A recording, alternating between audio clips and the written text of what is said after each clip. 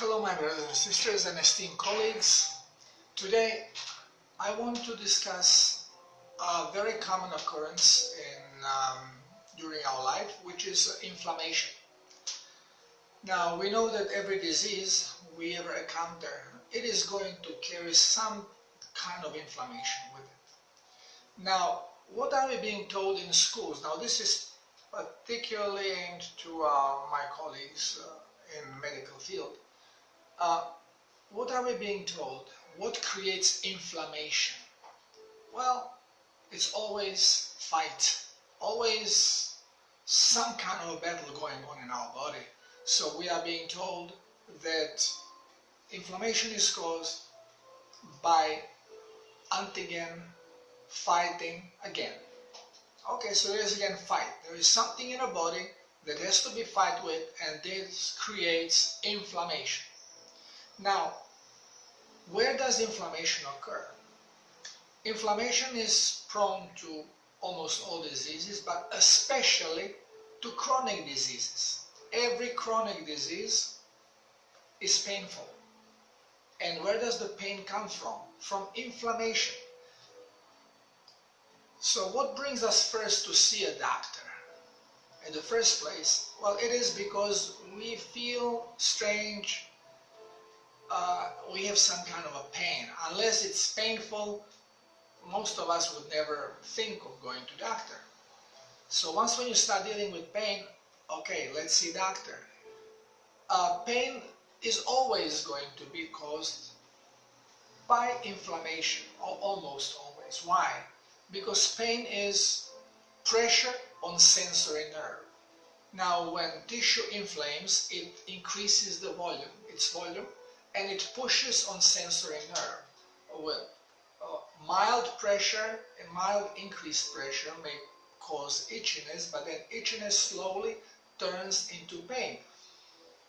People that have a bad skin, for example pimples, they will notice that first spot is itching, and then as the pimple, for example, grows, it starts getting painful because there is more pressure.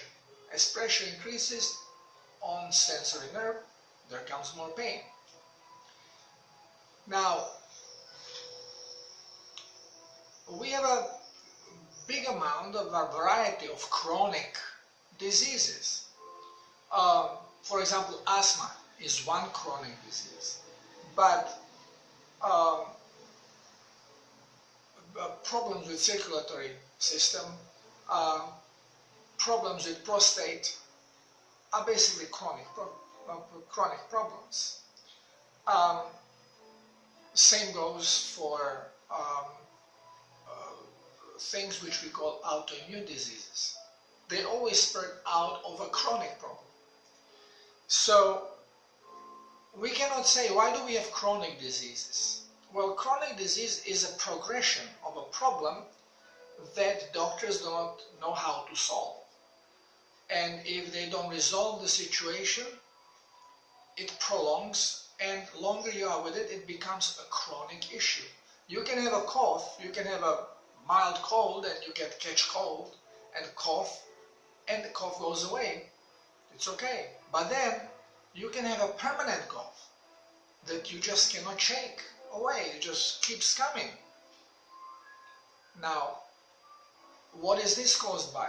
Very often, doctors have no clue.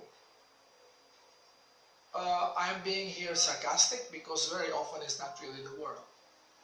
The word is doctors have no clue what is going on, and this is why they allow chronic disease to occur. If they cannot fix something because they don't understand it, then it remains in the body and becomes chronic. Chronic problems are always more difficult to deal with. Why? Because in the first place they are chronic because we have no clue why they are here, what causes them, and this is why we don't know how to get rid of them.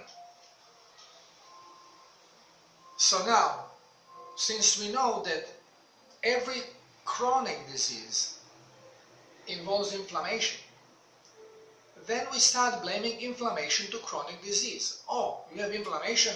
oh, be careful, it may become a chronic, so we gotta deal with this inflammation. So what do we do? Well, we basically give anti-inflammatories. To reduce the pain, you can give analgesics that you are basically numbing the nerves so they don't transmit the sensation of the pain.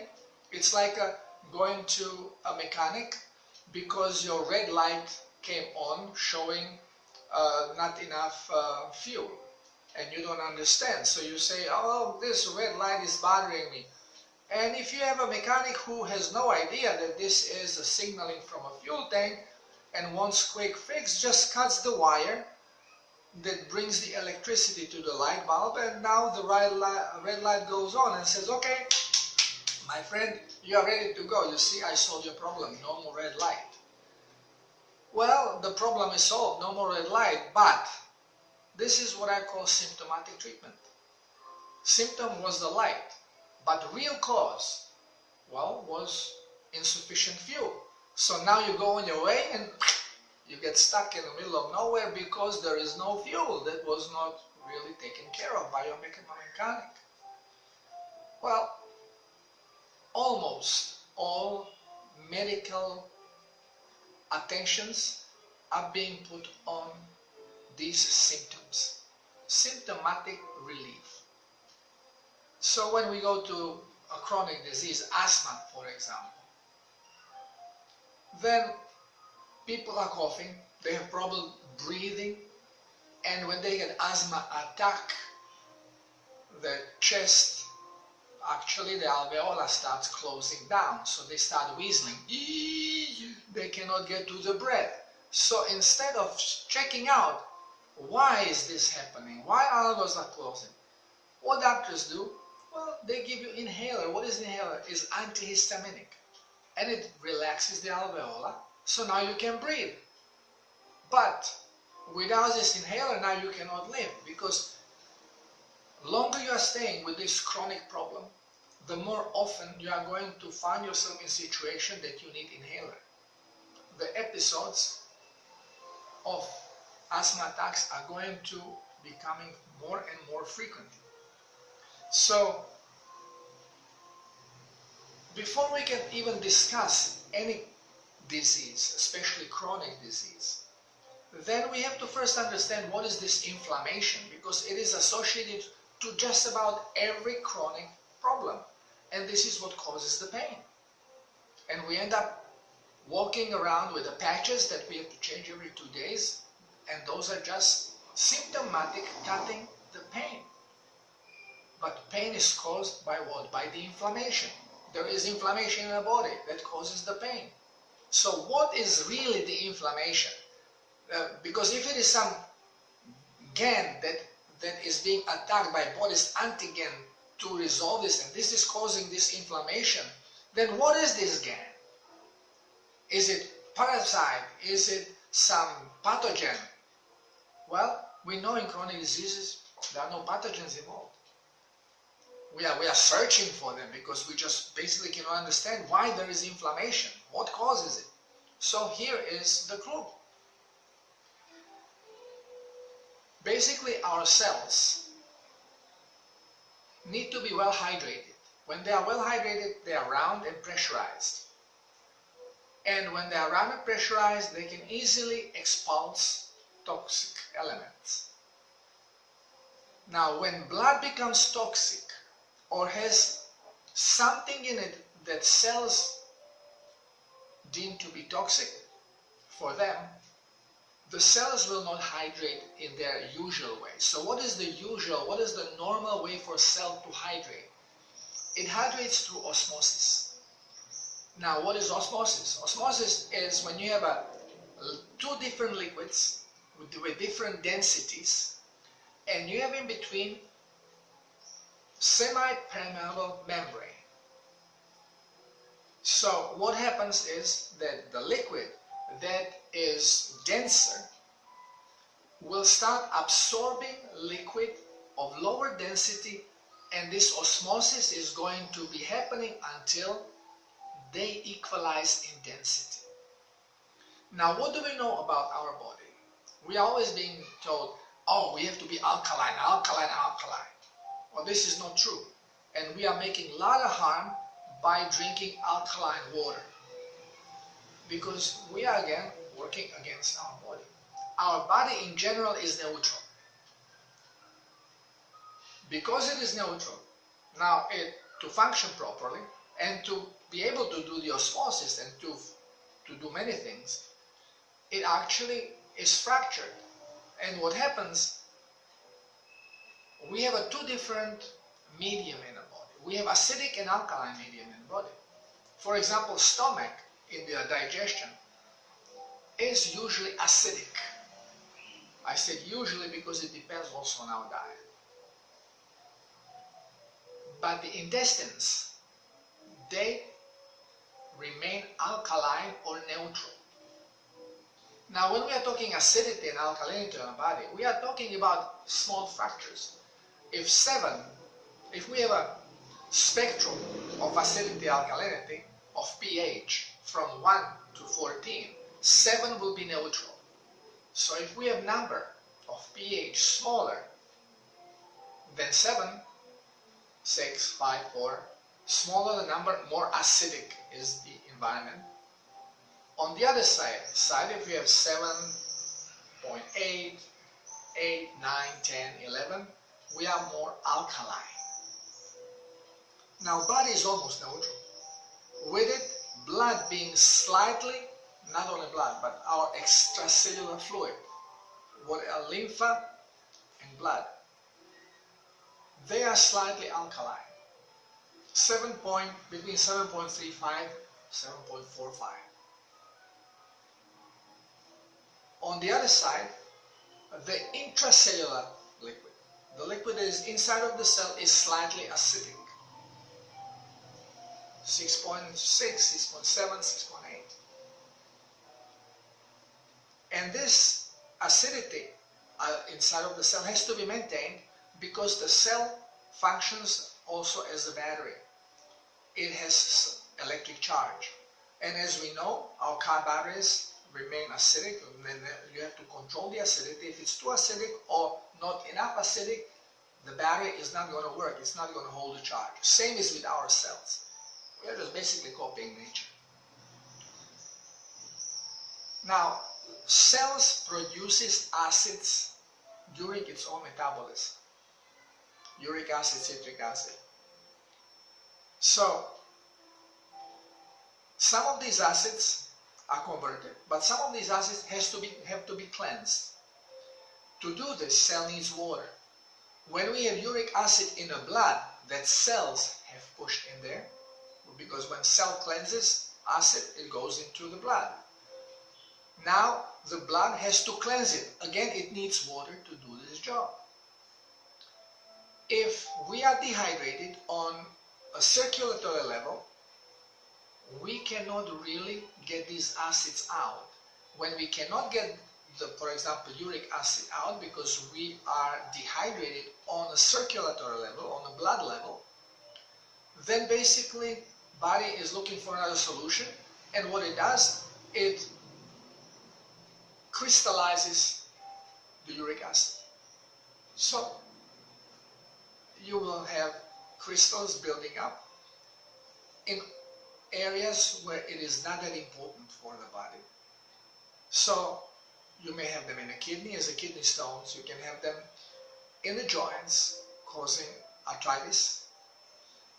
You can have them actually like little balls underneath the skin. It can be in many places, just out of the circulation, because blood has to maintain its alkalinity. You cannot have acidity there. So body will build buffers, will try to alkalize it, and also if there's no water to expulse it, you get kidney stones. Now, similar thing is happening in the cells.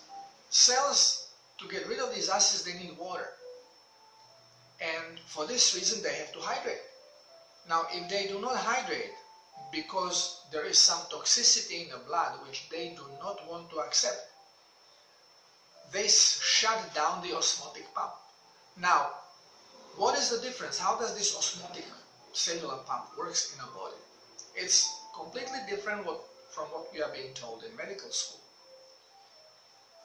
The osmotic, we know that our blood is loaded with sodium, or in Europe we call it natrium. So we have a lot of sodium in the blood, and what is the intracellular liquid full of? It doesn't have so much sodium. It has some, but not much.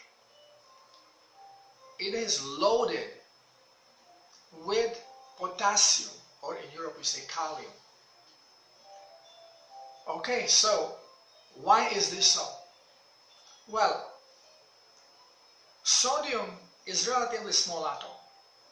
It has 11 electrons in its orbit. So let's say it has this size, like a fist. And it can penetrate through the membrane of the cell at all times. No problem. It can go in, it can go out. It cannot be kept there. How can you pressurize the cell with something that is seeping out? It's, like trying to pressurize sieve. You cannot pressurize sieve. I mean, you put something in there, it goes out. Well, to be able to increase density, the cell needs something that cannot go easily through these cellular membranes, that is slightly larger. And we know that the intracellular liquid is full of potassium. Why? Well, potassium is larger. Potassium has 19 electrons in the orbit. So if sodium is this size, potassium is this size. Now this is big enough for it not to freely enter or exit the cell. So as it creates a buildup of potassium, it increases the density of the liquid in the cell, and now the cell can start the osmosis.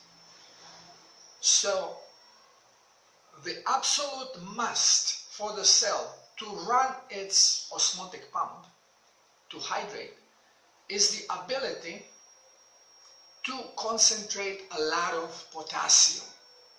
But how can it concentrate the potassium when we have a very small amount of potassium in the blood?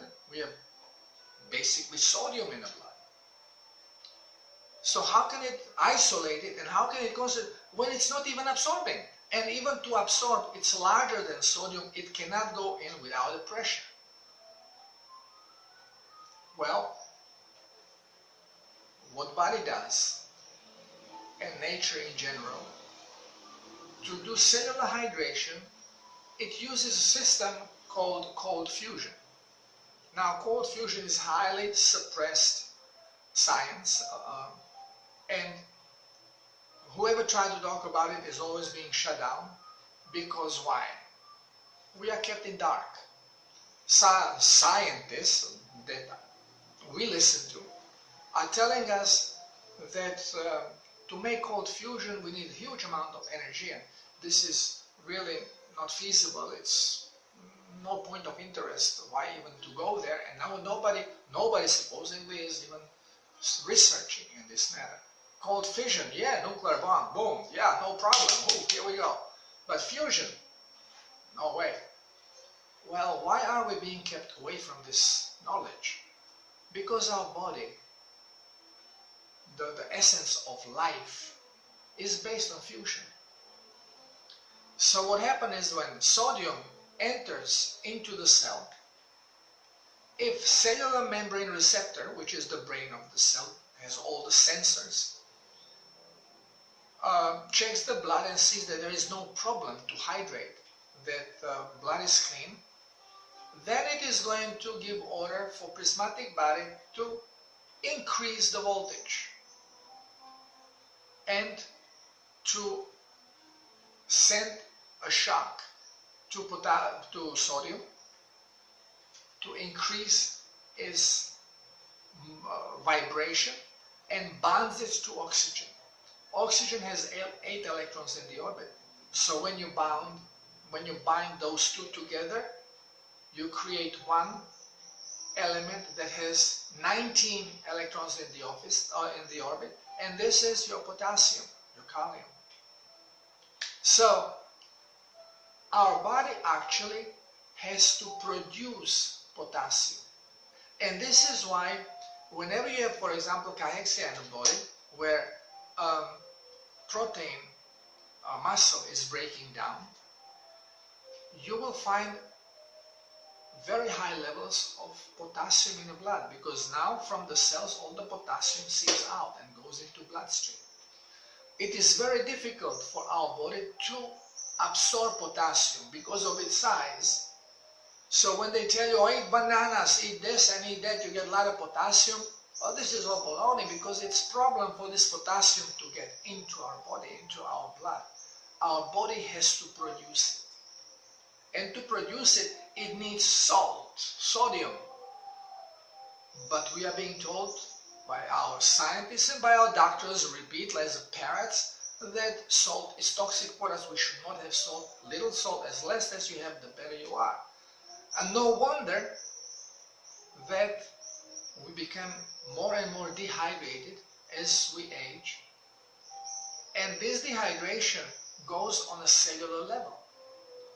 As cells are dehydrating, they lose the volume, they get smaller, oval, and very dehydrated cell looks basically like a dry prune, and this is your average cancer cell.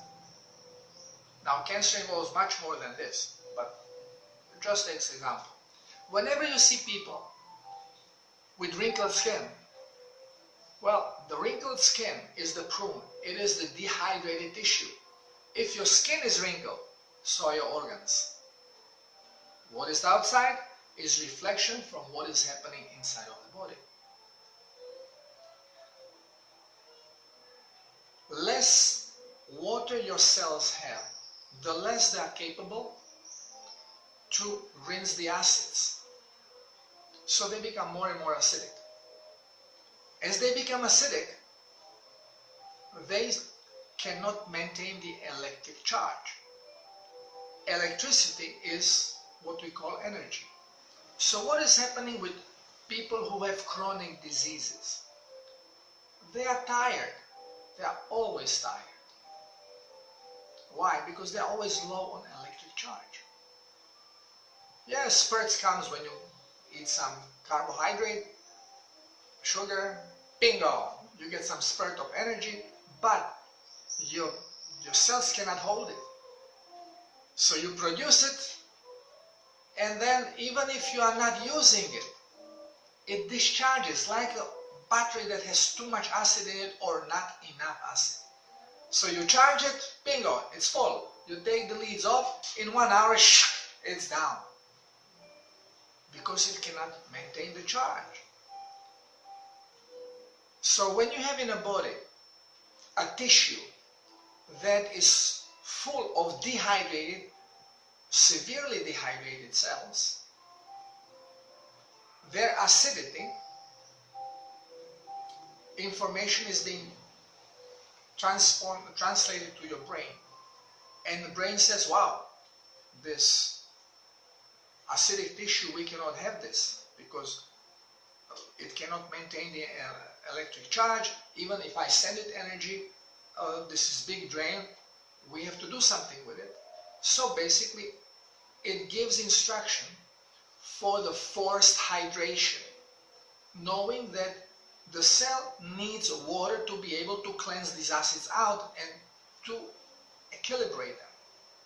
Without water cannot be done. Cell is refusing to hydrate because blood is toxic or something is toxic in the blood, or there is not enough energy from the brain coming because the cell can, like this, cannot produce enough energy on its own. And now this situation of acidic cell has to be resolved. So brain gives order to force hydrate the cells. How is it being done? Well, simple. If you have tissue, let's say this is a tissue, and here live cells, okay? Now tissue needs to have blood intake. So let's say this is an artery that brings in blood. So if blood comes in, it has to come out. So this is the vein where blood goes up. When body in this area, because inflammation is usually local. So by instruction from the brain, vasopressin and histamine are being produced. And what they do, they constrict blood vessels.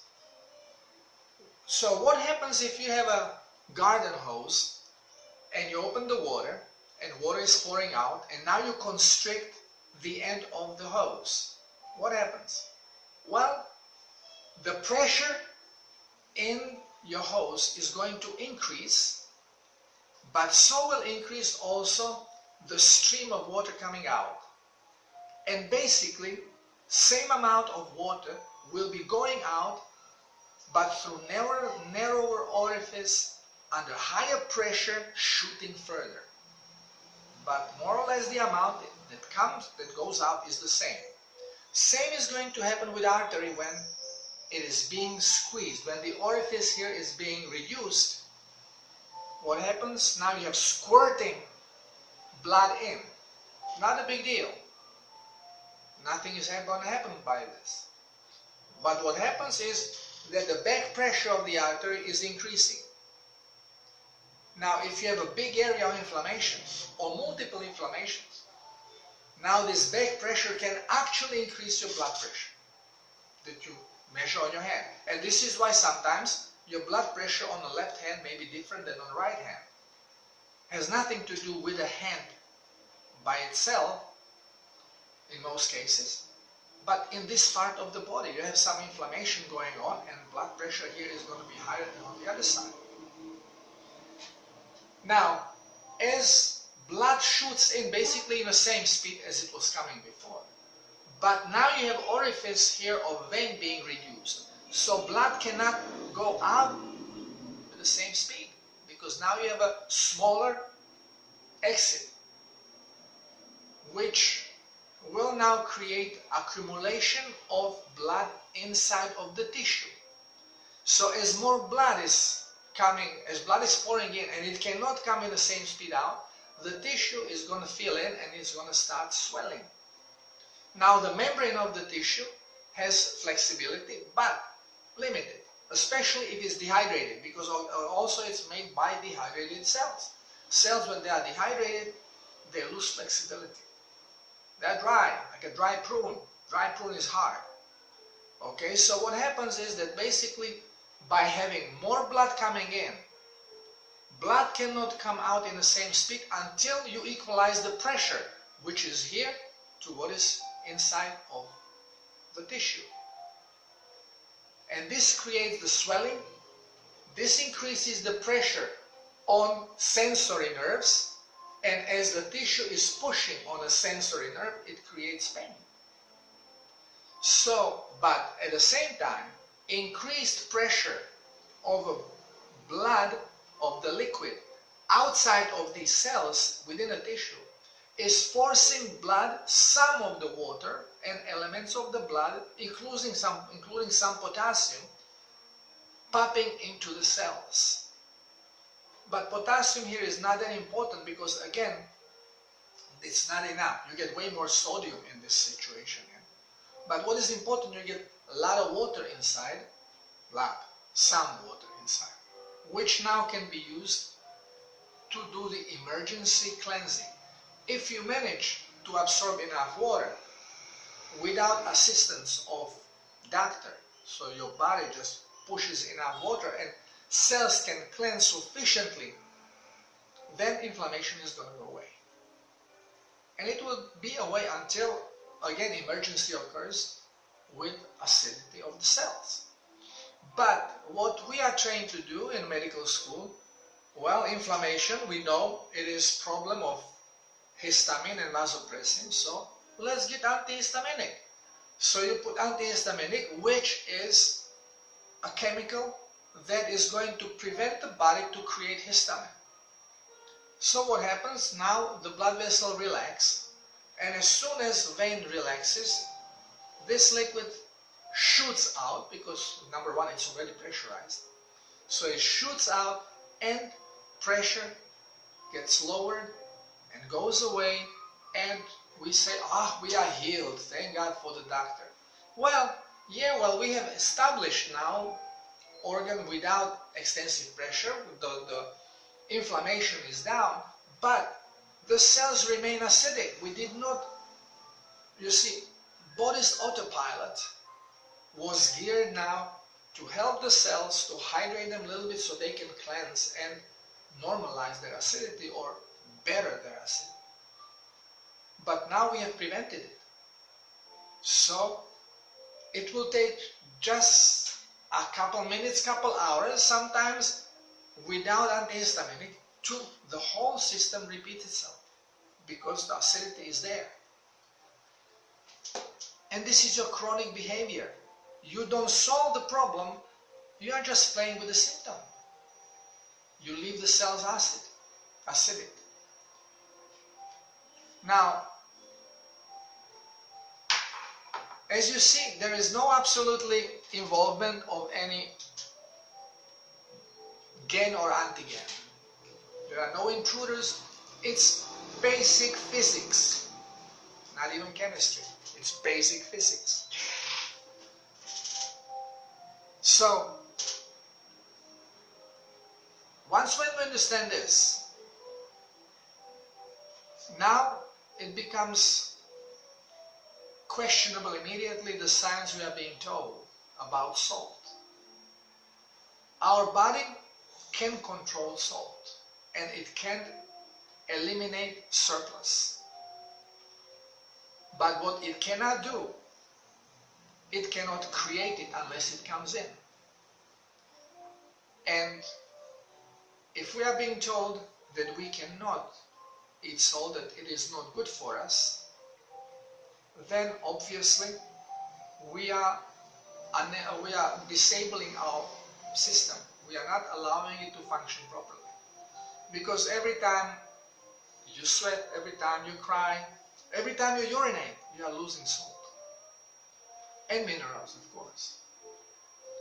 So here you can see clearly that science we are being told in the school has nothing to do with reality.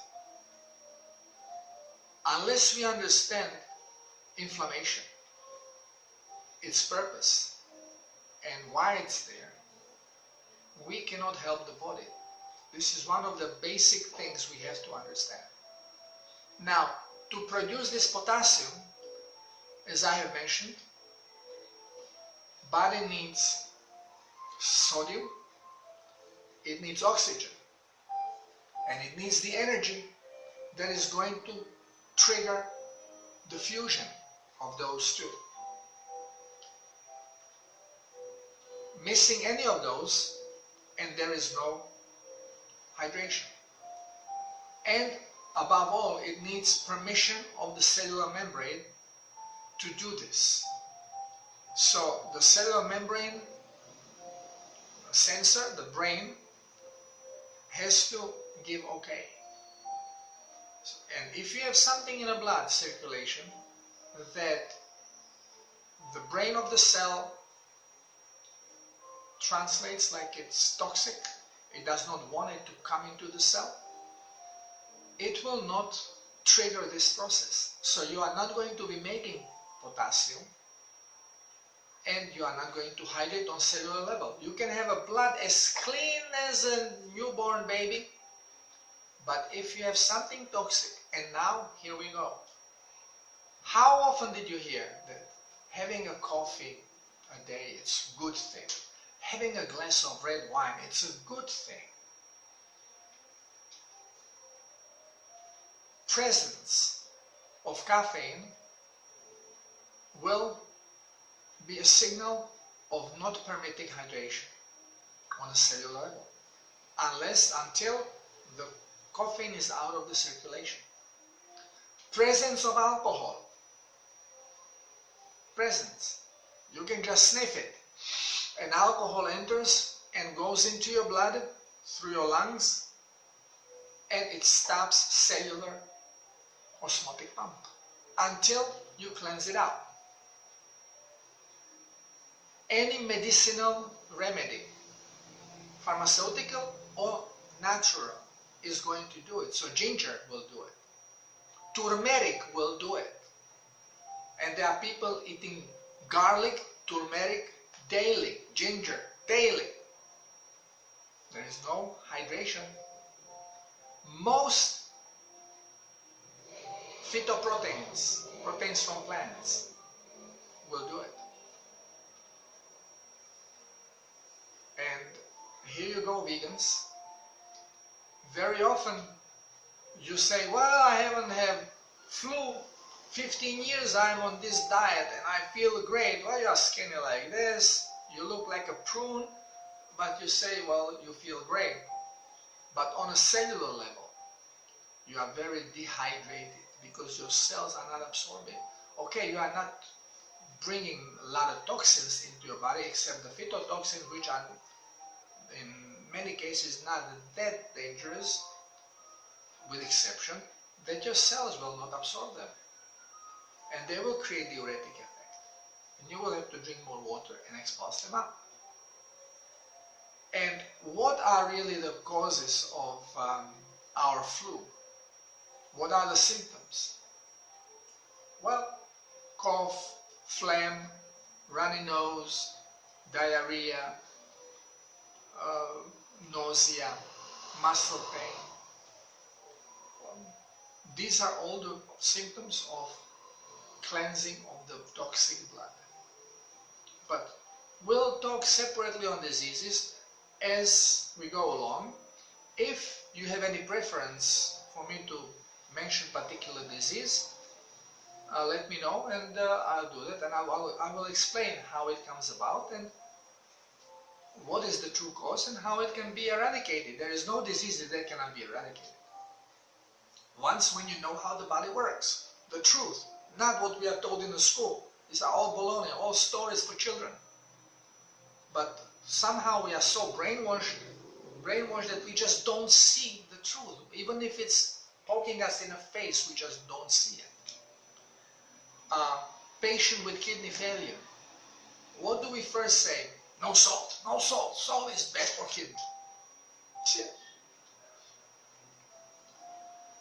What is the other symptom? What is, we say kidney failure is something different than circulatory problems. Well, what is common for people with kidney failure? They have elevated blood pressure. So, which means their circulatory system is not working properly. Now, kidney filters through capillary system, which is the circulation system. So if you have a problem with circulation system in the body, well, isn't it just reasonable to think that you may have the same problem within a kidney and this is why kidney doesn't function? Well, but it's too far-fetched to think. I mean, we never think. We just separate boxes. Okay, kidney disease is here, circulatory problems are here, cardiac problems are here, diabetic problems are here. Oh, diabetes causes this. It cannot cause. Diabetes, again, is a symptom of elevated blood sugar. It cannot cause disease. The sugar may, but symptom, no. So you cannot say, diabetes. You can say sugar, but no diabetes. Okay? So, and also sugar is the wrong word, because it's not sugar it causes. It's one particular type of a sugar which is called glucose, which is not sweet. So by you pointing on the white stuff on the table, look, this, chocolate, sugar in chocolate, well, this is, you see, this is what causing it. It's not true. What causes it is your bread, is your pasta, is your pizza, is your potato. This is what causing the problem. Yeah, but no way, Jose. I mean, you take insulin, well, you will go into shock if you don't take some carbohydrate.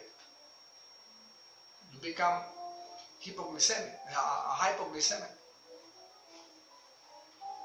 So, you give insulin as an antidote, But then you need poison, the glucose, to eat with it, because you know that if people do not eat this crap, their sugar will be normal. It will go down. Right? But here we are, magic of medicine, magic of stupidity. Okay, so today we have explained at least the inflammation. Because as we go along, inflammation is going to be playing big role in every problem, medical problem, or almost every medical problem there is. So try to absorb, think about this. If you have questions, let me know. In the meantime, thank you for listening, thank you for being here. Love you all. Bye-bye.